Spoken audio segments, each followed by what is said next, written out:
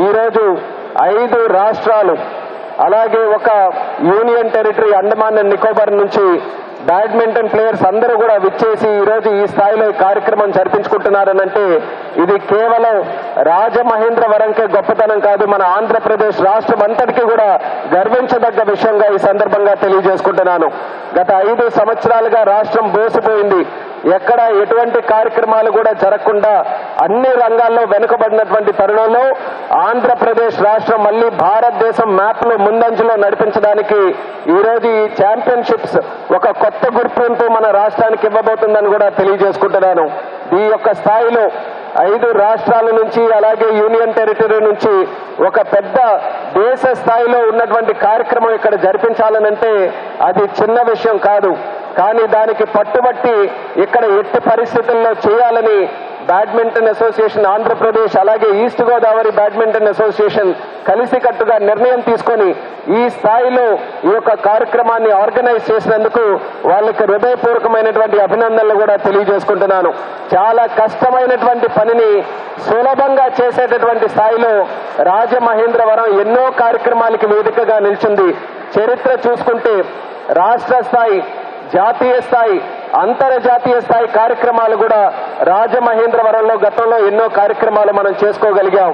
ఆ స్థాయిలో ఉన్నటువంటి నగరాన్ని మళ్లీ ప్రపంచ స్థాయిలో ఒక బ్రహ్మాండమైనటువంటి నగరంగా ముందంజలో ఉంచాలనంటే ఇలాంటి కార్యక్రమాలు భవిష్యత్తులో కూడా మనం నిర్మించాల్సినటువంటి అవసరం ఉంది. దానికి కార్యక్రమం మనకు దోహదపడుతుందని కూడా తెలియజేసుకుంటున్నాను. అలాగే బ్యాడ్మింటన్ స్పోర్ట్కి వస్తే భారతదేశంలో second most popular sport. Cricket తర్వాత అత్యధికంగా మోజు చూపించేది ఆడేటటువంటి ఆట మన బ్యాడ్మింటన్. అలాంటి ఆటలో మన ఆంధ్రప్రదేశ్ రాష్ట్రం ఎన్నో కితాబులు, ఎన్నో మెడల్స్, ఎన్నో ఆనర్స్ మనం సంపాదించుకున్నాం.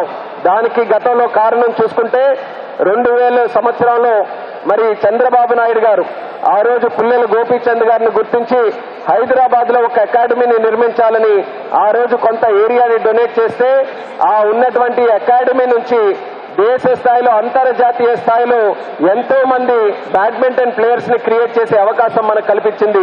అంటే ఒక 10 ఎకరాల స్థలం మనం ఇస్తే దేశానికి ఎంత గర్వకారణంగా ఉండేటటువంటి ప్లేయర్స్ మనం తయారు చేసుకోగలిగామో ఆ రోజు దూరదృష్టితో మన ముఖ్యమంత్రి వర్యులు చంద్రబాబు నాయుడు గారు గోపీచంద్ గారికి ఆ యొక్క అకాడమీని అప్పచెప్పడం జరిగింది. అదే స్థాయిలో మళ్లీ రాష్ట్రం విడిపోయిన తర్వాత మళ్లీ ఆంధ్రప్రదేశ్ రాష్ట్రం నుంచి బ్యాడ్మింటన్ ని మళ్లీ ప్రమోట్ చేయాలని అమరావతిలో సుమారు 17 ఎకరాలు భూమి కూడా పుల్లెల గోపీచంద్ గారికి కేటాయించడం జరిగింది. కానీ లాస్ట్ 5 ఇయర్స్ లో ఈ యాక్టివిటీస్ అన్నిటికీ కూడా బ్రేక్ రావడం వల్ల ఎక్కడ మనం ప్రోగ్రెస్ మనం చూపించుకోలేకపోయాం. మళ్లీ ఈ సందర్భంలో చాలా డిస్కషన్స్ జరిగాయి. ఆంధ్రప్రదేశ్ రాష్ట్రంలో స్పోర్ట్స్ కానీ బ్యాడ్మింటన్ కానీ ఎలా ఎంకరేజ్ చేయాలి, దేశ స్థాయిలో స్పోర్ట్స్ ని ఎలా ముందుకు నడిపించాలని. కానీ ఈ రోజు మీరు వేదిక మీద చూస్తున్నారు, ఒక కేంద్ర మంత్రి, 2 రాష్ట్ర మంత్రులు, ఒక పార్లమెంటు సభ్యురాలు, మీకు అధ్యక్షుడిగా ఈస్ట్ గోదావరికి ఒక శాసనసభ్యుడు, ఇంతమంది ప్రజాప్రతినిధులు ఈ రోజు కలిసికట్టుగా వచ్చామనంటే మా కమిట్మెంట్ స్పోర్ట్ పట్ల ఉన్నటువంటిది చూపించడానికి వేదిక మీద మేమందరం కూడా సమాయత్తమయ్యామని తెలియజేస్తున్నాను.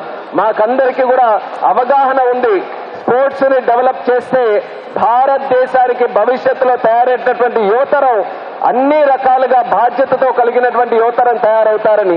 ఒక ప్లేయర్ ని, ఒక స్పోర్ట్స్ మెన్ ని తయారు చేయాలనంటే ఎంత కష్టమో ఇప్పుడే పురంధేశ్వరి గారు ఒక నాయకురాలుగా, ఒక తల్లిగా కూడా ఆమె తాలూకా అనుభవాన్ని కూడా పంచుకోవడం జరిగింది. ఒక స్పోర్ట్స్ మెన్ ని తయారు చేయాలనంటే ముందుగా ఇంటిలో ఉన్నటువంటి పేరెంట్స్ ఎంకరేజ్ చేయాలి. పేరెంట్స్ చూసుకుంటే వాళ్ళకు ఉన్నటువంటి పేర్ ప్రెషర్ వల్ల చిన్నప్పటి నుంచి ఎవరు పిల్లాడుంటే మీరు ఇంజనీరింగ్ చదివిస్తారా, లేకపోతే డాక్టర్ని చేస్తారా, లేకపోతే ఐఏఎస్ ని చేస్తారా అని చిన్నప్పటి నుంచి అకాడమికల్లీ అంత ప్రెషర్ ఉన్నప్పటికీ వాళ్ళందరికీ కూడా ఆల్టర్నేటివ్ గా స్పోర్ట్ ఒక కెరియర్ గా ఎంచుకోవడానికి ఒక అవకాశం ఇవ్వాలనంటే చిన్నప్పుడే వాళ్ళ తల్లిదండ్రులు ఆ అవగాహనతో ఉండాలి. దాని తర్వాత ఖర్చు, స్పోర్ట్స్ ని కంటిన్యూగా మనం అందరం కూడా ఆడాలి అని అంటే దానికి కావాల్సినటువంటి ఎక్విప్మెంట్ కానీ దానికి సంబంధించినటువంటి ఇతరత్ర కానీ అవన్నీ కూడా కొనాలనంటే ఖర్చుతో కూడినటువంటిది. మూడోది ఇన్ఫ్రాస్ట్రక్చర్ కావాలి. రాజమండ్రిలో కూడా ఎంత పెద్ద ఛాంపియన్షిప్ మనం నిర్వహిస్తున్నాం, ఇలాంటి బిల్డింగ్ లేకపోతే అసలు ఎక్కడ ఆడడానికి కూడా అవకాశం లేదు. కాబట్టి స్పోర్ట్స్ అని అంటే మనకి ఇన్ఫ్రాస్ట్రక్చర్ ఉండాలి, వీటితో పాటు కోచెస్ ఉండాలి, స్పోర్టింగ్ ఫెసిలిటీస్ ఉండాలి.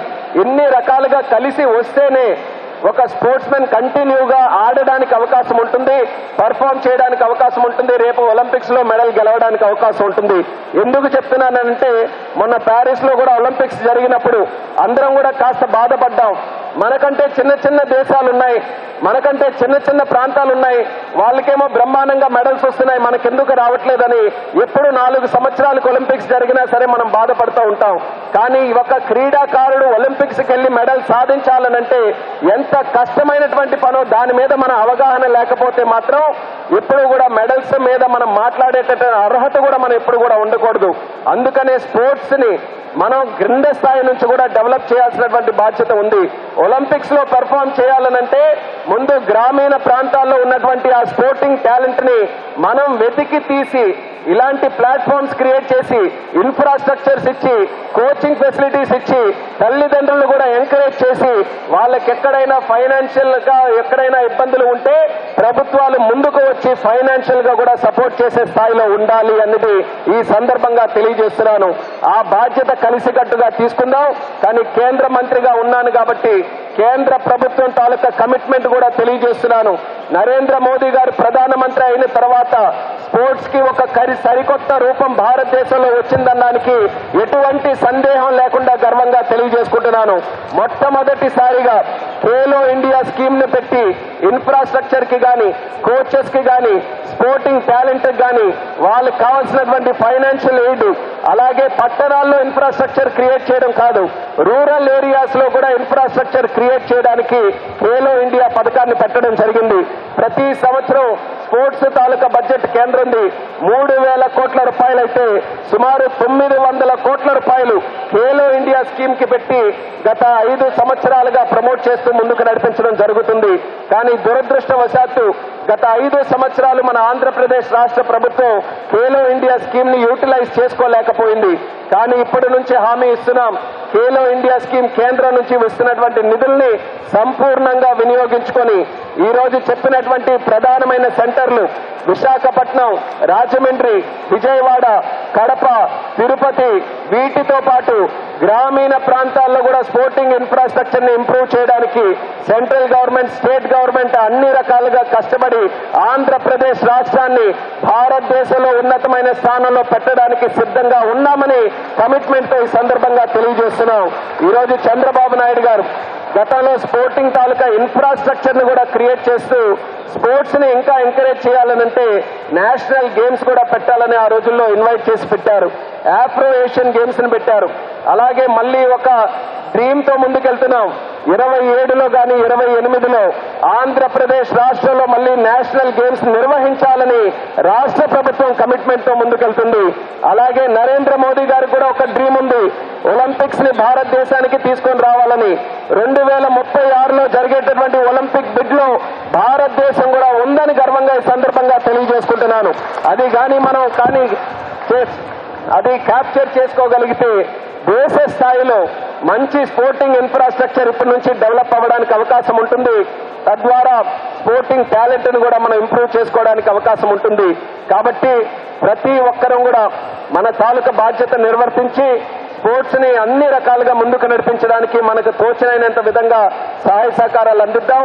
ప్రభుత్వం ఖచ్చితంగా తన పని తను చేయడానికి సిద్ధంగా ఉందన్నది కూడా ఈ సందర్భంగా తెలియజేసుకుంటున్నాను. అలాగే యువతీ యువకులకి ఈ రోజు స్పోర్ట్స్ ని అలవాటు చేయాల్సినటువంటి బాధ్యత కూడా మనకుంది. ఈ రోజు పిల్లలు చూస్తే చాలా పెద్ద ఎత్తున మొబైల్ ఫోన్స్ కి అతుక్కుపోతున్నారు. లేకపోతే ఖాళీగా ఉంటే ఇతరత్ర కార్యక్రమాలకి మాదక ద్రవ్యాలకి కూడా ఈ రోజు అలవాటు పడేటటువంటి చెడు అలవాటు, ఈ రోజు చెడు సంస్కృతి కొన్ని రాష్ట్రాల్లో, మన ప్రాంతాల్లో కూడా కొన్ని దగ్గర మొదలయ్యాయి. ప్రధానమంత్రి గారు, ముఖ్యమంత్రి గారు అటువంటి మాదక ద్రవ్యాల మీద ఉక్కుపాదం మోపడానికి ఎన్నో కార్యక్రమాలు చేస్తున్నప్పటికీ మనం కూడా విజిలెంట్ గా ఉండాలి.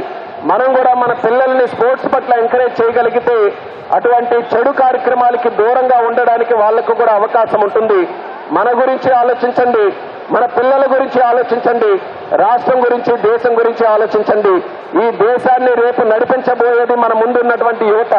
అటువంటి యువత ఫిజికల్ గా ఫిట్ గా ఉండాలి, మెంటల్ గా ఫిట్ గా ఉండాలి. ఇవన్నీ కూడా జరగాలి అనంటే వాళ్ళు ఖచ్చితంగా స్పోర్ట్స్, ఏదైనా ఒక స్పోర్ట్ అలవాటు చేసుకుని నిరంతరం కంటిన్యూస్ గా దాన్ని ఆడుతూ ఉండాలి. దానికి సొసైటీ ఎంకరేజ్ చేసే విధంగా స్పోర్ట్స్ ని మనం ముందుకు నడిపించాలని కూడా ఈ సందర్భంగా తెలియజేసుకుంటున్నాను. ఈ రోజు జరుగుతున్నటువంటి ఛాంపియన్షిప్ లో పార్టిసిపేట్ చేస్తున్నటువంటి క్రీడాకారులందరూ కూడా I would like to personally congratulate each and every sportsman and sportswoman who is participating in this wonderful tournament. It is not an easy task to come up to this level and participate. So irrespective of win or loss, I consider all the 200 sports people who are participating here as winners. Like our previous president, Abdul Kalamji, who used to say, failure is a stepping stone for success.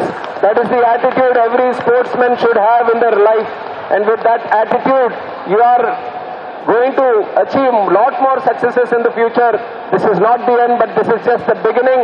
And I'm very happy to see sportsmen from 5 states participating here, and especially from the island city of Andaman also. So they have taken so seriously this tournament, and likewise our organizers also have done wonderful job in creating so much infrastructure to make this event a huge success. And I'm personally very happy to attend this event. I have a lot of takeaway from this event to see that there is so much activity going around sports, so much discussion going around in sports, and I would like to assure my commitment that in the coming years, let it be Andhra Pradesh or let it be the central government of India, we are all committed to improve the sporting situation in the country.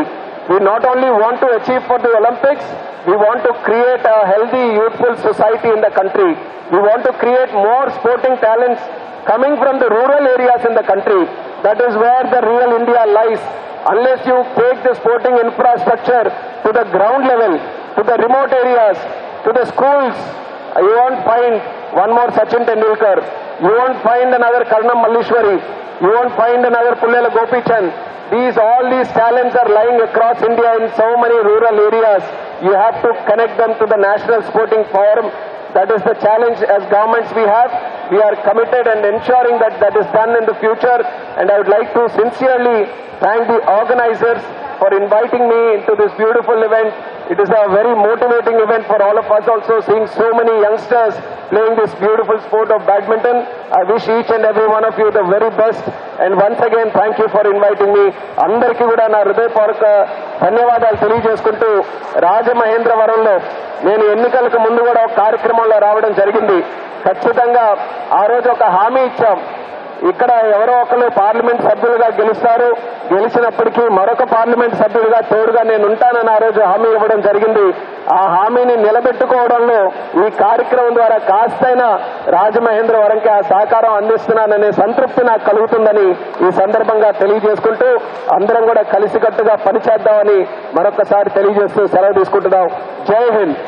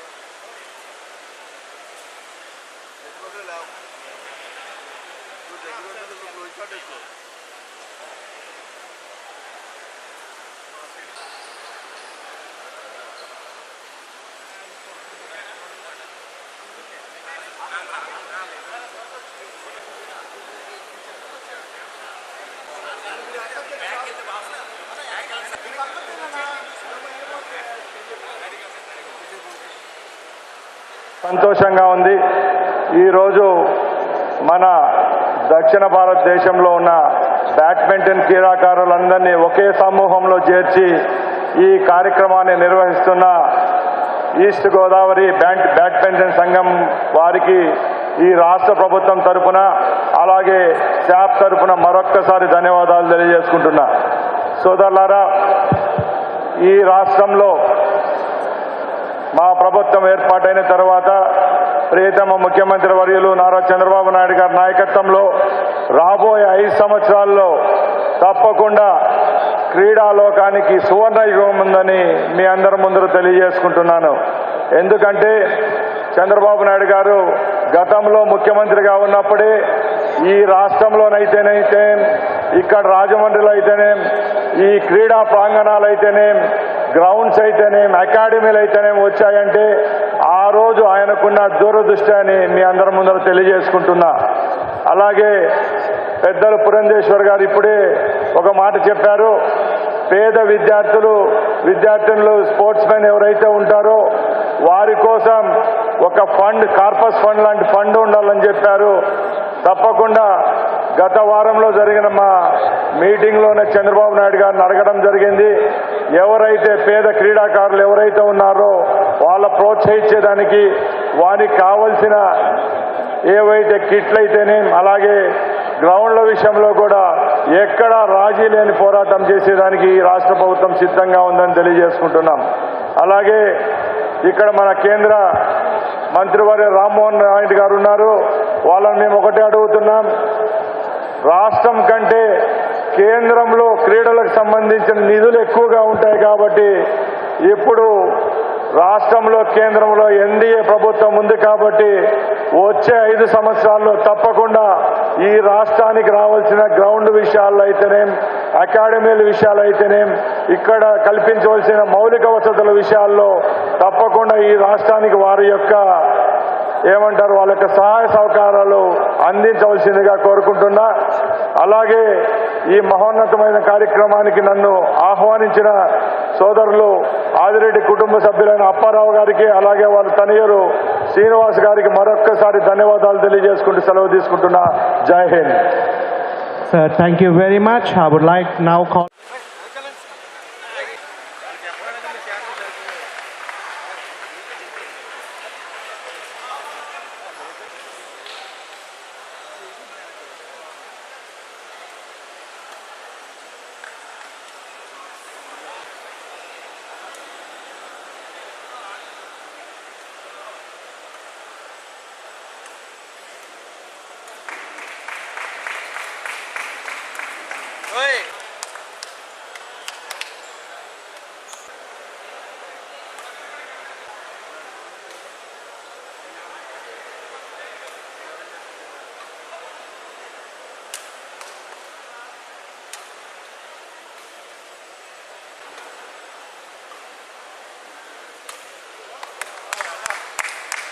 చాలా వ్యయంతో కూడుకున్నటువంటి క్రీడ అని చెప్పి ముందు మనం అందరం కూడా అర్థం చేసుకోవాలి.